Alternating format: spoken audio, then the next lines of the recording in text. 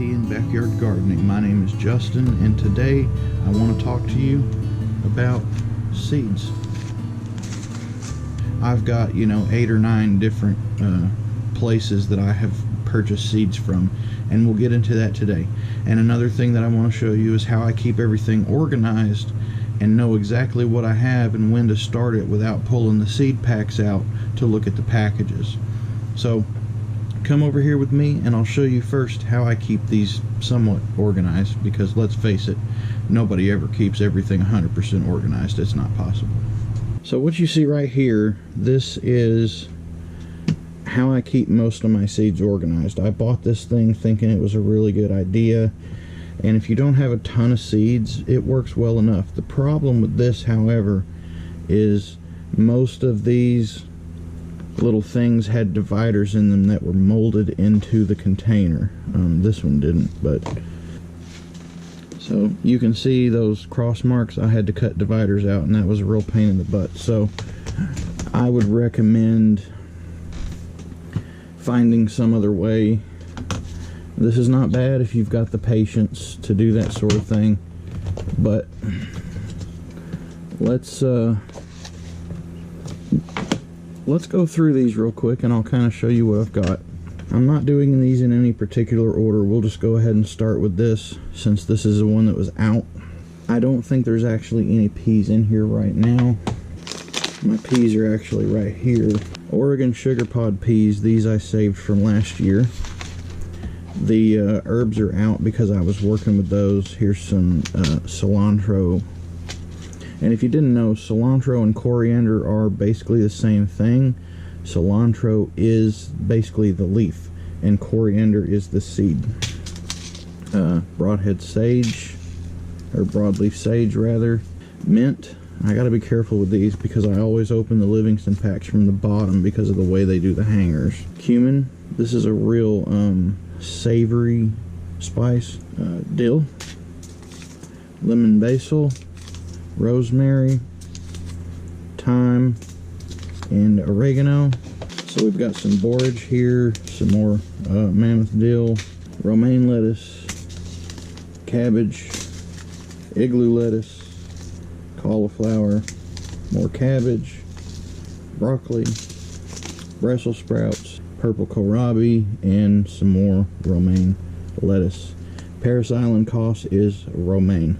Next, we've got squash. And now this is not all of my seeds. This is basically what I had in these before they filled up. I've got a lot of other seed packets floating around that won't fit. Wisconsin SMR cucumber, sugar pie pumpkins. Here's some seeds that I saved from the sugar pie pumpkins. Straight 8 cucumbers, spaghetti squash. There's another one. Straight neck yellow squash. This packet only has 3 seeds left in it, but I don't like to throw seeds away. Butternut squash. Cantaloupe. This is one of those varieties that was growing next to the pumpkins. Garden bush. Now this is a bush type of pickling cucumber, so we'll see. Maybe I can do those in buckets. Hartley F1s. These are slicers, maybe. Yeah, market more. More straight 8s.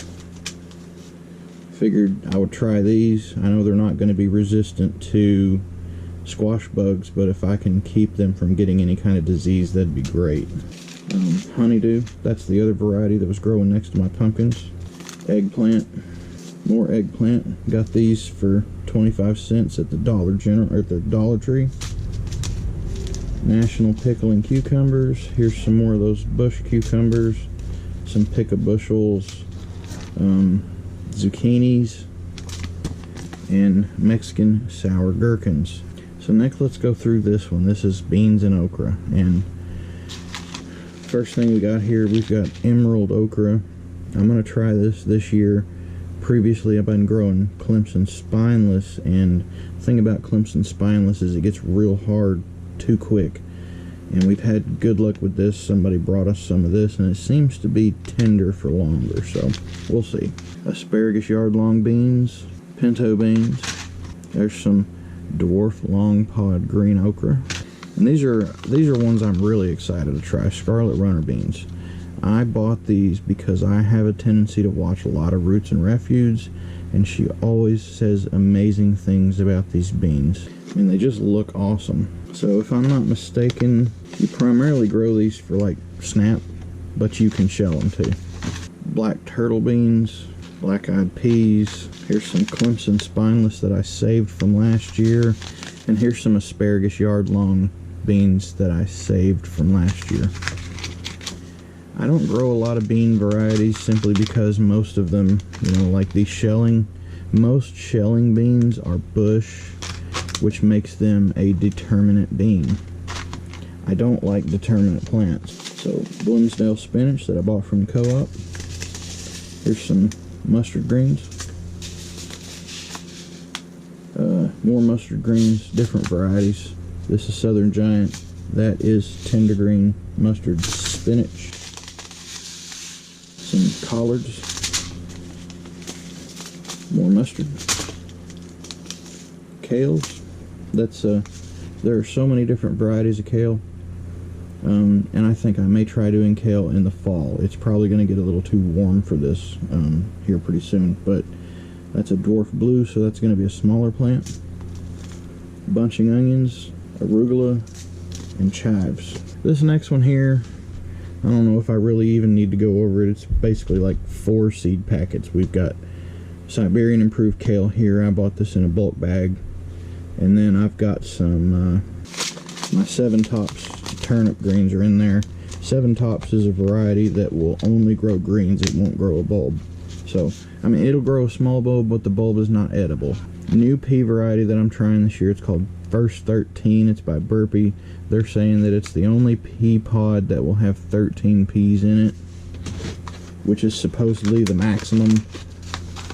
And then here's some Early Perfection peas that I saved from last year. So Early Perfection's kind of a snow pod, I think, and then the Oregon sugar pods are a sugar pod. Basically the same thing, but if I'm not mistaken, sugar pods are a little bit sweeter than snow pods. Snow pods are what you'll usually see in Chinese cuisine for stir fries and stuff like that. Now, root crop. These are the kind of onions that I grew last year. They didn't come from M.I. Gardener, but it's the same onion. Utah Yellow Sweet Spanish. Generally, it's about a 2 or a 3-inch onion. Mine didn't get quite that big, but I let the roots choke them out. I didn't get out there and weed like I should. I'm gonna start another tray of these because my Walla Walla onions, there's not as much germination as I would like. Carrots, cherry bell radish, and white tip radish. I grew both of these last year, and I found out I don't like radishes. They taste like wasabi, which is good, but only in specific applications. Purple top turnips. This is the kind of turnips you would grow if you want an actual turnip. Not the 7 Tops. You can grow the purple tops. And then there's some Detroit dark red beets. Okay, next one is flowers. I'm gonna go ahead and chuck that in there. That trial packet that I got. And these just one of those things that seem like a good idea at the time. Now on the very bottom of this, I've got the sunflower. This is, and I guess there's other varieties of these you could eat, but this is the one that has the edible stuff. So I am going to plant some more of those. Got the asters, Blue Boy bachelor buttons, zinnias, forget-me-nots, giant daisies, mixed color cosmos, alyssum, more bachelor buttons, snapdragons. Now, one of the things that I found out is that there are certain varieties of flowers that need to be cold stratified in order to grow. So that's kind of, other than the fact that most of it's not edible, that's kind of put me off of growing flowers for this year. I'll do some research and I'll look into that and maybe get some of these going next year.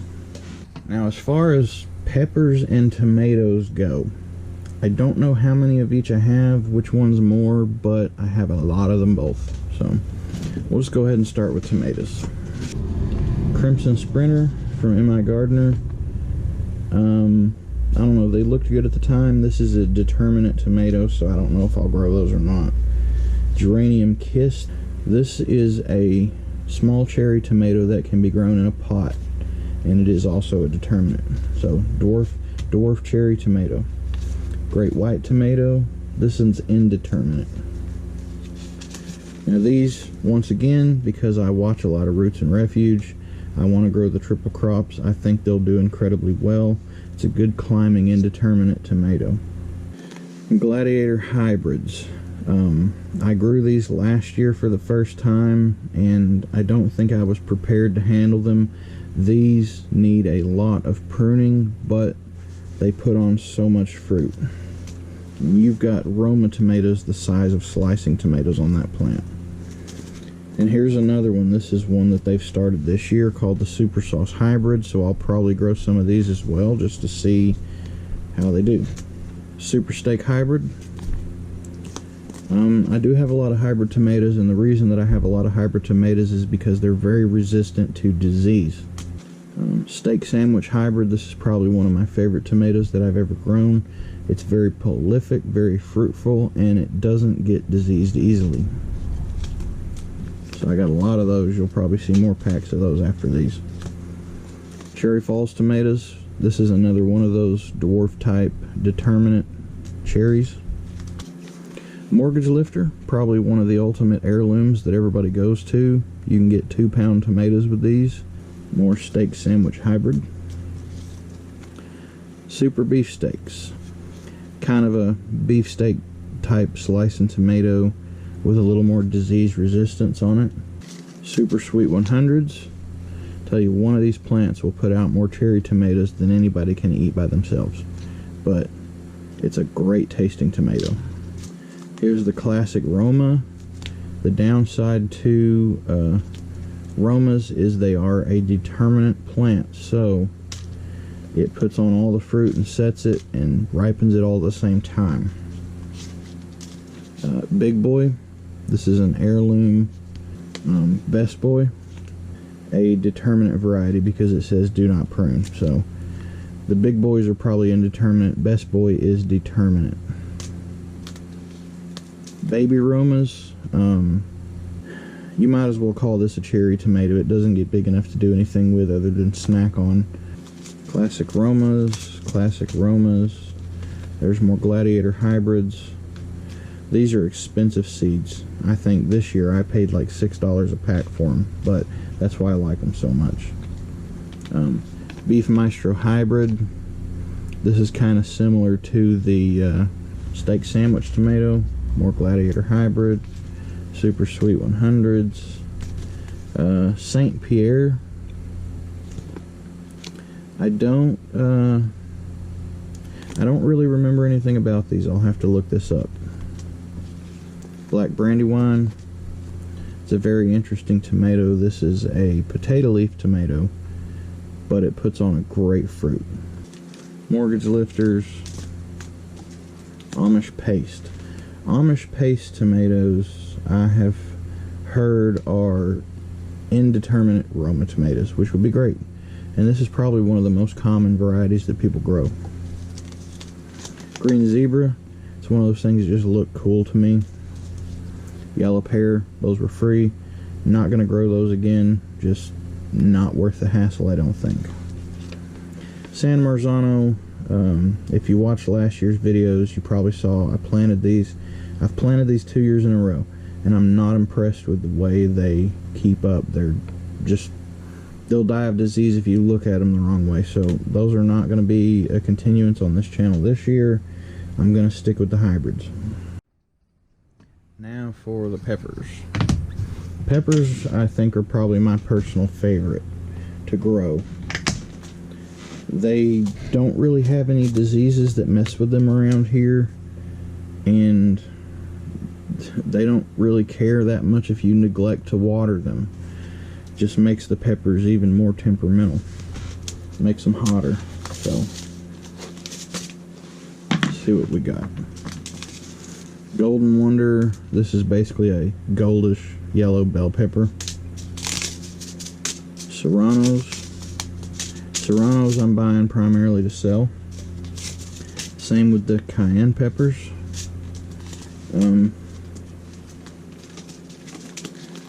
Poblano peppers, I've got like 8 packs of these. These wound up being my absolute favorite last year. They grow almost the same shape as a bell pepper, but I just like the taste better. Jalapenos, more serranos, more jalapenos, Tabasco peppers. Tabasco peppers are almost like an ornamental pepper, but they're nice and spicy and you can eat them. This is the packet of seeds that just was not doing anything, so I'm going to throw this away. Mixed bell peppers, basically just whatever color.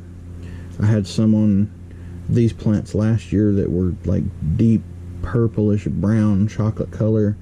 Most of them were green, but you know, some of them were nice and rich and dark. Pepperoncinis, not growing these this year. More Tabascos. Orange Sun, just basically just an orange bell pepper. California Wonders, standard green bell pepper. Here's some more mixed bells. Poblanos from last year. More California Wonders.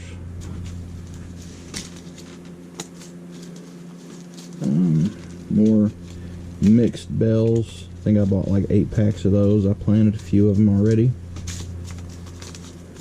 Habaneros. It's one of my favorite peppers. Alacia peppers. I've never grown these.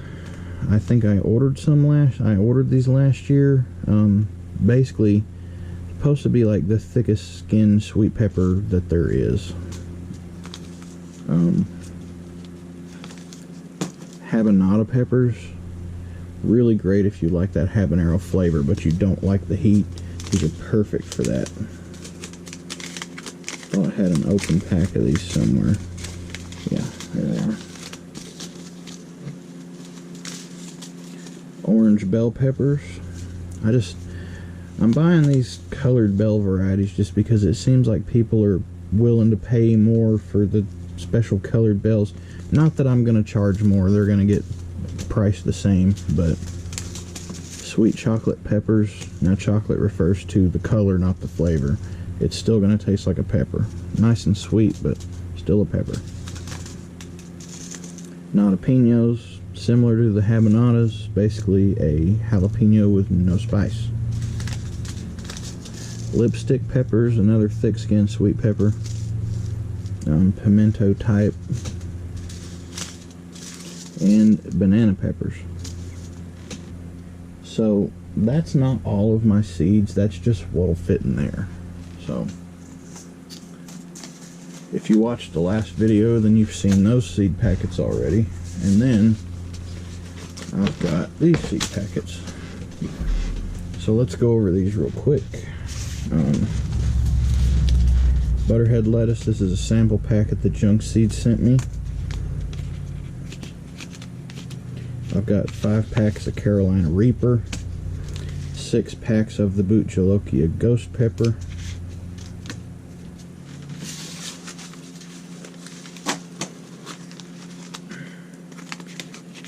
beefsteak tomatoes, generic cherry tomatoes. These are indeterminate, I believe. Yes, tall indeterminate vines. Those will be just what I'm growing to sell. Here's a pack from 2019 that was just floating in a drawer. Cascabella peppers. I got more banana peppers. Some Cubanelles. Tam jalapenos, which, if I'm not mistaken, the only difference between these and a jalapeno M is the Tam jalapenos not quite as spicy. Bell peppers. and straight neck yellow squash, because I want to sell a lot of that too. Now in here,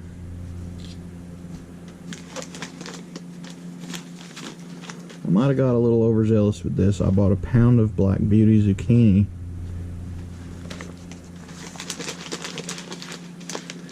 This is a 1/4 pound of Detroit dark red beets. And I had another one of these and it got divided up into smaller packets.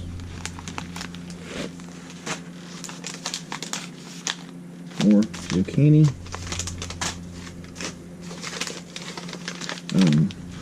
Pole bean seeds, Blue Lake pole beans. These are great. I got one picking off of these because I planted these in like August or September, and I got like 17 gallons of beans off of one picking.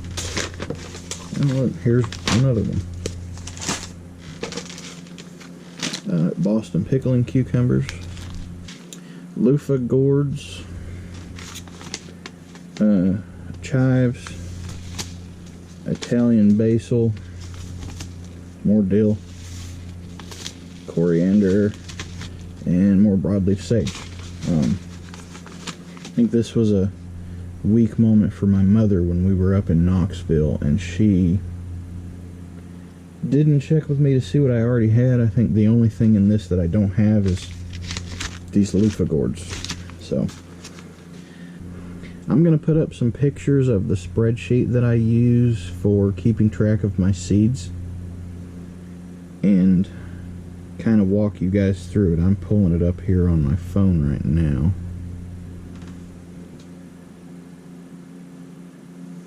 Alright.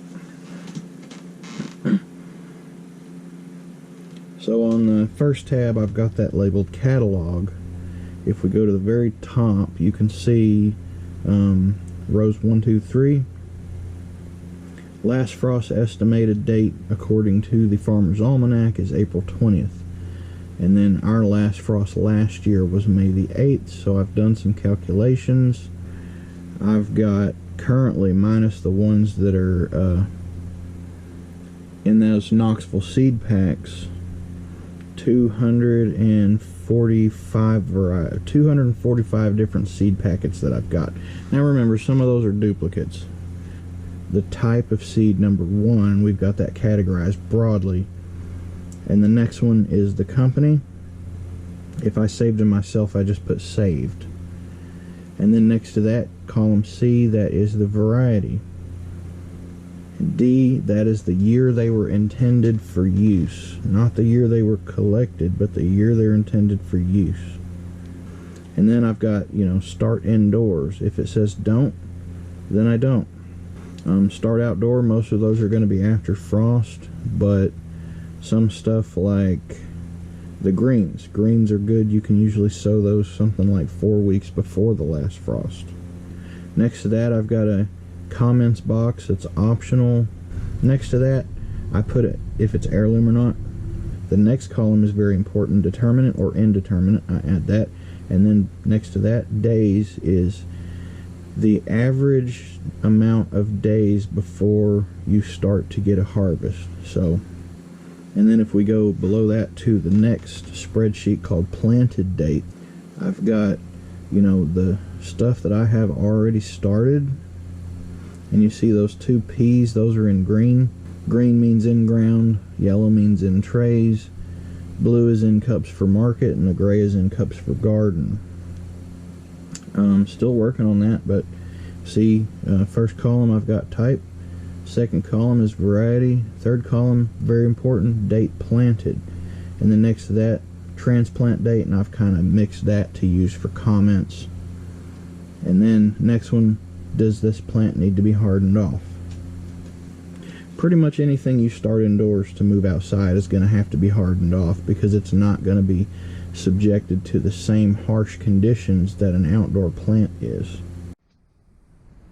Alright, so there you go. There is some more insight into my seeds. I think that's all the seeds that I've got. There might be one floating around somewhere, but I have a lot. And obviously you can't grow every single thing every year. You kind of have to pick and choose. The good thing is most of these seeds will stay viable for at least 3 years. Some of them will stay viable for up to 10 years. It's up to you to do your research to figure out how long your seeds will be viable. So if you guys have any questions at all about the system that I keep, or the order, or the lack of order, or whatever, just leave me a note in the comments box below. Like the video, subscribe to the channel if you haven't already done so, and I'll thank you so much for watching. My name is Justin, and I'll see you in the next video.